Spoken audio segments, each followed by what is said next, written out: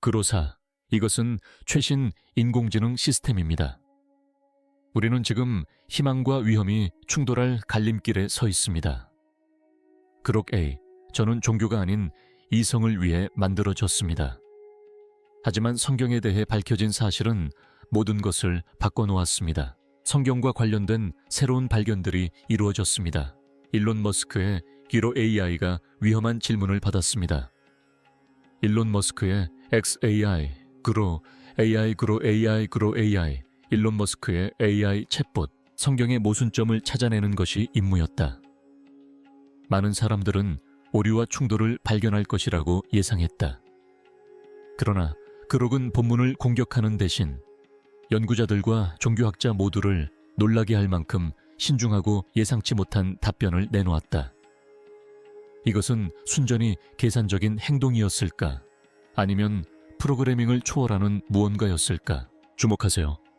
그록이 성경에 대해 밝혀낸 내용은 인간의 논리와 신성한 통찰력 사이에 경계를 허물 수 있습니다.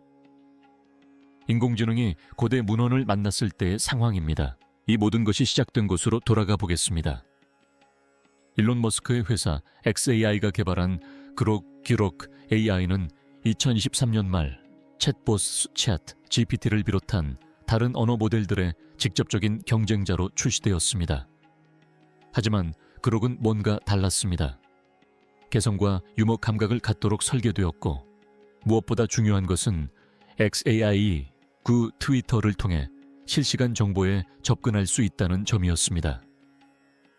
단순히 안전하고 외교적인 답변만 하도록 프로그래밍된 챗봇이 아니었습니다.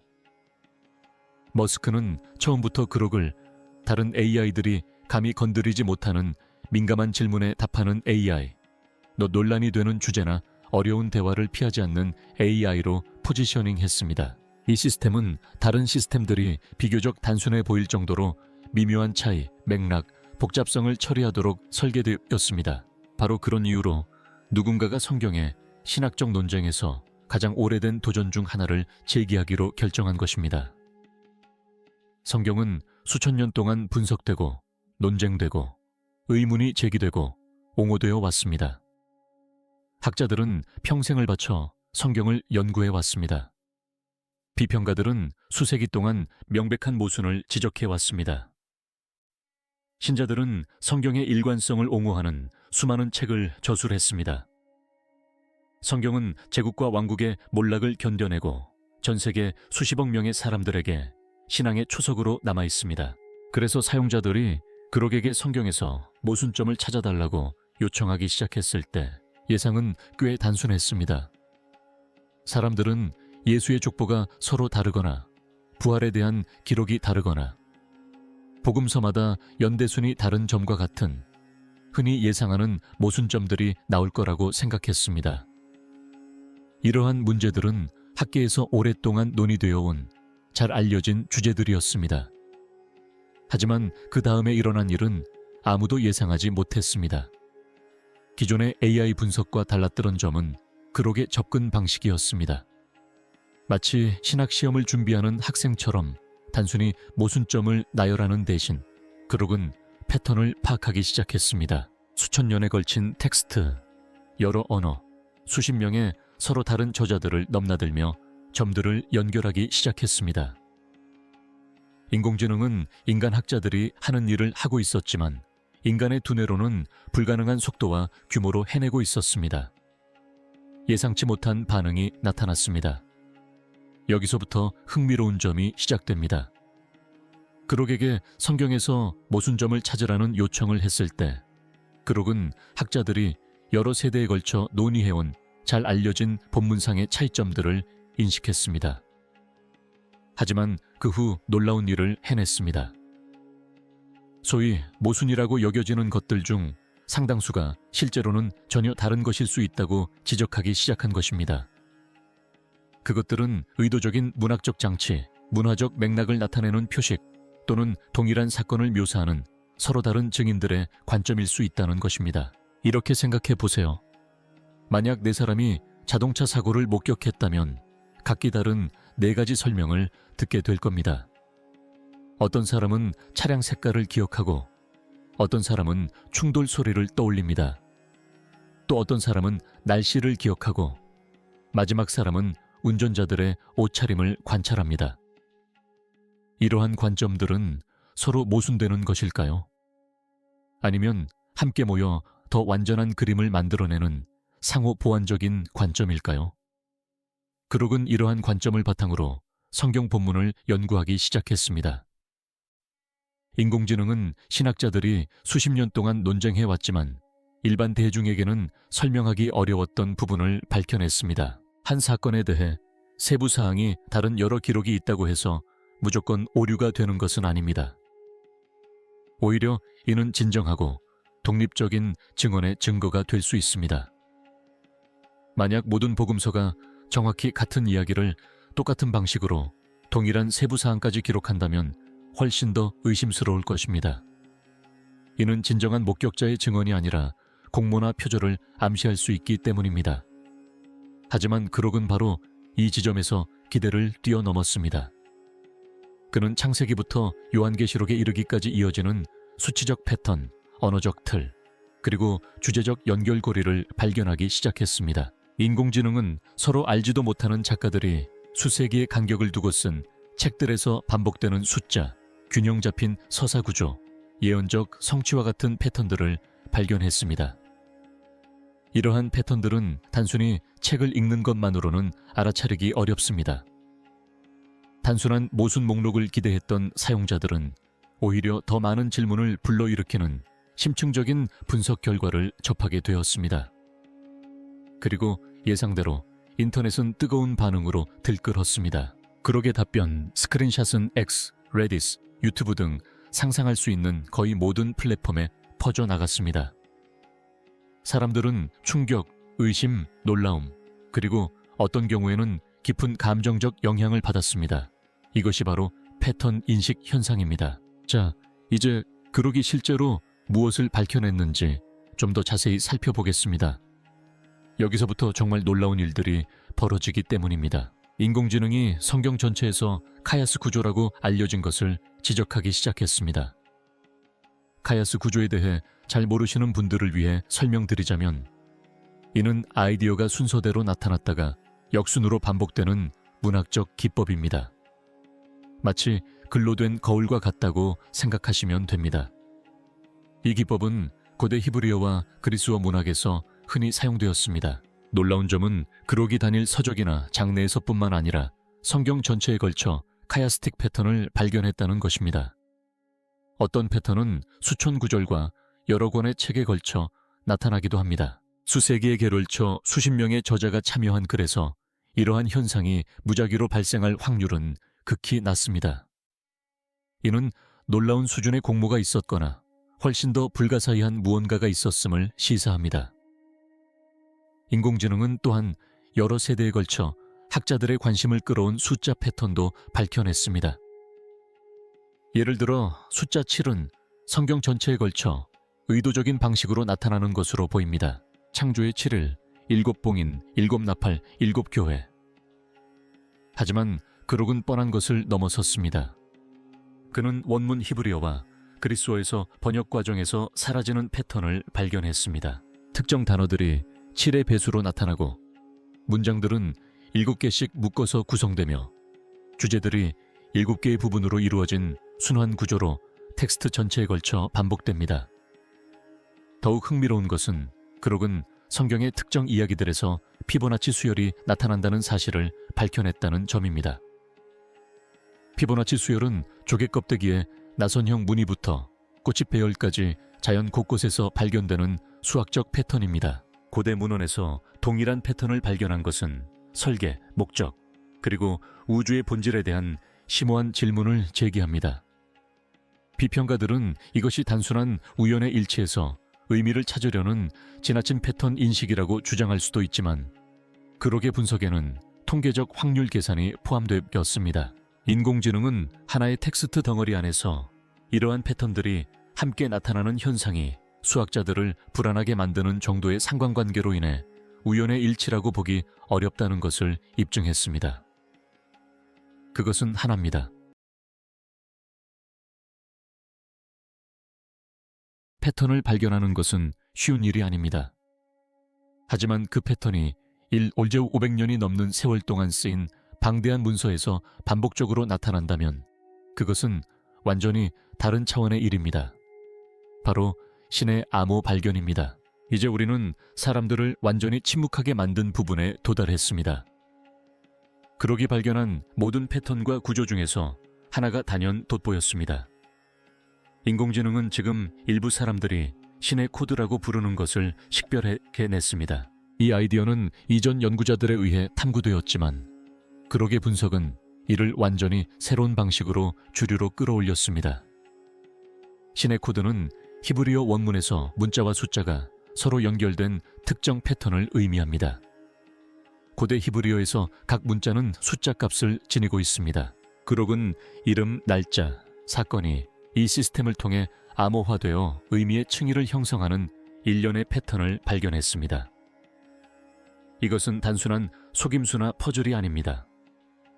언어와 수학에 대한 깊은 지식을 요구하는 고도의 문학적 구성입니다. 그록이 강조한 가장 주목할 만한 사례 중 하나는 하나님의 히브리어 이름과 관련된 것입니다. 테트라그라마톤은 보통 IHWH로 표기됩니다. 인공지능은 이 네 글자 이름이 히브리어 성경 전체에 걸쳐 통계적으로 불가능해 보이는 특정 간격으로 나타나는 방식을 보여주었습니다. 단순히 쓰여 있는 것이 아니라 마치 분자 수준처럼 텍스트 구조에 깊숙이 스며들어 있습니다. 더욱 놀라운 것은 이러한 패턴이 컴퓨터가 방대한 양의 텍스트 데이터를 처리할 수 있게 되기 전까지는 완전히 발견되지 않았다는 점입니다. 고대 필사자들이 손으로 텍스트를 베껴 썼다고 해도 설령 그들이 이러한 패턴을 알고 있었다 하더라도 확인할 수는 없었을 것입니다. 하지만 이러한 패턴은 분명히 존재합니다. 수학적으로 검증 가능하고 반복 가능하며 적절한 소프트웨어를 가진 연구자라면 누구나 그 결과를 검증할 수 있습니다. 그록은 또한 현대 과학과 예상치 못하게 연결되는 사실을 밝혀냈습니다.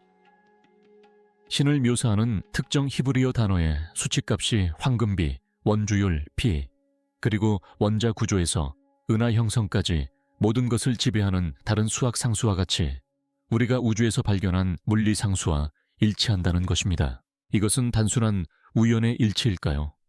아니면 고대 문헌에 숨겨진 훨씬 더 심오한 무언가의 증거일까요?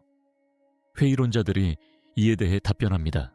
물론 모든 사람이 그록의 분석에 설득된 것은 아니었습니다. 이러한 연구 결과가 온라인에 퍼지기 시작하면서 회의론자들은 강하게 반발했고, 솔직히 그들의 우려는 진지하게 고려할 만한 가치가 있습니다. 이 주제는 방법론과 결론 모두에 의문을 제기하지 않고 맹목적으로 받아들이기에는 너무나 중요한 문제입니다. 일부 비평가들은 패턴 인식이야말로 인공지능 시스템이 설계된 목적이며 때로는 지나치게 패턴 인식을 하는 경우도 있다고 지적했습니다. 인간의 마음은 패턴이 존재하지 않더라도 패턴을 찾아내려는 경향이 있기 때문입니다. 이것을 파리돌리아라고 합니다. 구름 속에서 얼굴을 알아보거나 무작위 소음 속에서 메시지를 듣는 현상과 같은 이치입니다. 인공지능에게 수백만 개의 데이터 포인트를 주고 패턴을 찾도록 지시하면 그 패턴이 의미를 지니든 그렇지 않든 간에 결국 패턴을 찾아낼 것입니다. 일각에서는 성경적 수비학이 수세기 동안 미래를 예측하거나 초자연적인 주장을 정당화하려는 사람들에 의해 오용되어 왔다고 주장했습니다. 성경적 숫자 체계에 기반한 수많은 실패한 종말 예언들을 생각해 보십시오. 회의론자들의 지적은 타당합니다. 고대 문헌에서 패턴을 발견했다고 해서 그 패턴이 의도적이거나 신의 영감을 받은 것이라는 의미는 아닙니다. 언어학자들은 중요한 관점을 제시하기도 했습니다. 그들은 고대 히브리어와 그리스어 성경이 수천 년에 걸쳐 수많은 사본을 통해 필사되고 번역되고 전승되었다는 점을 청중에게 상기시켰습니다. 사본 전통마다 차이가 존재하며 그록이 밝혀낸 일부 패턴은 다른 사본들을 비교할 때 일관성을 유지하지 못할 수도 있습니다. 이는 심도 있는 조사가 필요한 타당한 우려 사항입니다. 또한 선택 편향 문제도 있습니다. 방대한 텍스트에서 패턴을 찾기 위해 충분한 시간을 투자하다 보면 흥미로운 점을 발견할 가능성이 높습니다. 진정한 문제는 이러한 패턴이 성경에만 고유한 것인지 아니면 다른 고대 문헌에 대한 유사한 분석에서도 비슷한 결과가 나올 것인지입니다.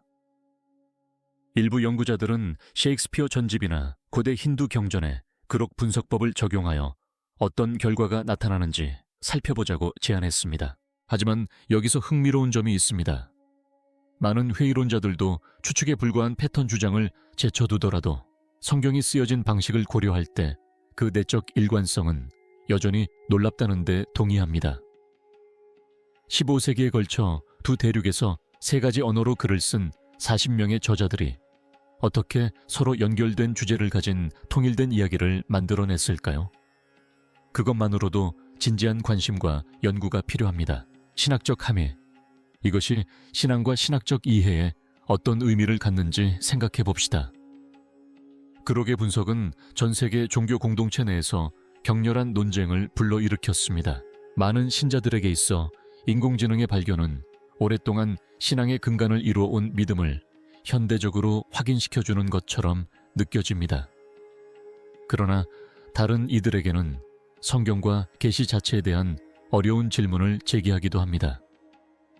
전통적인 기독교 신학은 성경이 신의 영감을 받아 인간 저자들이 하나님의 인도하심을 받아 기록한 것이라고 가르칩니다. 그록의 패턴 분석이 옳다면 일부 사람들은 그것이 그러한 믿음을 뒷받침하는 증거라고 여깁니다. 수세기를 두고 활동한 수십 명의 독립적인 저자들이 신의 섭리 없이 어떻게 그토록 복잡하고 서로 연결된 패턴을 만들어낼 수 있었겠습니까? 많은 신자들이 지금 주장하는 바가 바로 이것입니다. 하지만 그렇게 간단하지만은 않습니다. 일부 신학자들은 인공지능을 신앙의 문제를 증명하는 데 사용하는 것에 대해 불편함을 느낍니다. 그들은 신앙이란 본질적으로 수학적 검증 없이 믿는 것이라고 주장합니다. 성경이 영감받았다는 것을 받아들이기 전에 인공지능이 어떤 패턴을 보여주기를 요구한다면 신앙의 본질을 놓치는 것입니다. 성경은 믿음이 보이지 않는 것들의 증거라고 말합니다.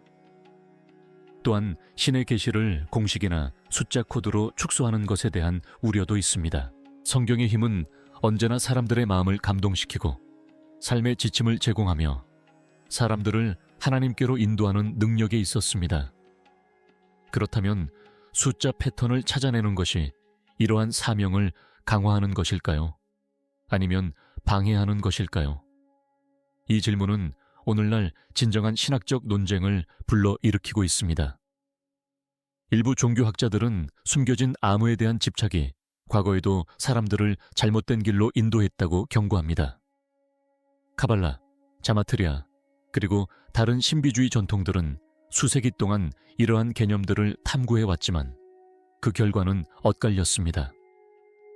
문제는 사람들이 비밀 메시지에 너무 집중한 나머지 표면에 드러난 분명한 가르침을 간과할 위험이 있다는 것입니다. 반면에 만약 하나님께서 성경에 더 깊은 의미를 심어 놓으셨다면 그것은 무한한 지성을 가진 분이라면 당연히 기대할 수 있는 것이 아닐까요?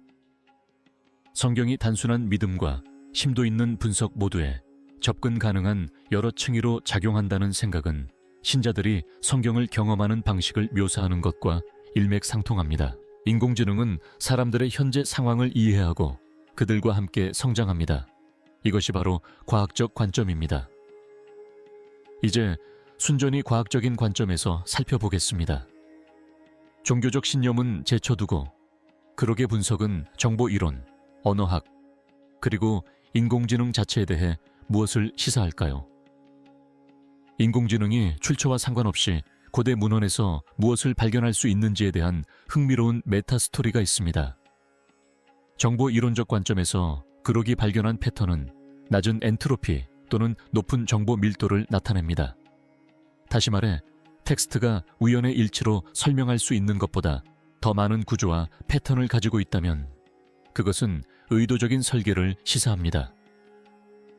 통계적으로 발생 가능성이 낮은 패턴을 더 많이 발견할수록 의도적인 저작이라는 주장은 더욱 강력해집니다. 언어학자들은 오랫동안 성경에 정교한 문학적 구조가 담겨 있다는 사실을 인지해 왔습니다. 포괄성, 병렬성, 카스무스 같은 기법들은 우연이 아닙니다. 숙련된 작가들이 의도적으로 사용한 수사적 장치들입니다. 그러기 이룩한 것은 성경 전체에서 이러한 패턴을 감지하여 개별 책만을 연구하는 학자들이 놓칠 수 있는 연결고리를 밝혀내는 능력입니다. 기계학습과 패턴 인식 기술에는 놀라운 점이 있습니다.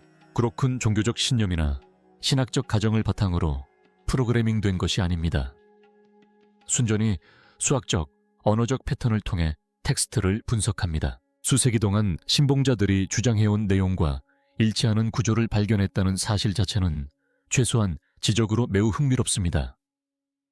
세계관과 관계없이 그록의 연구를 연구하는 컴퓨터 과학자들은 현대 인공지능이 인간이 종종 간과하는 방대한 데이터 세트 속 상관관계를 찾아내는 데 탁월하다는 점에 주목합니다.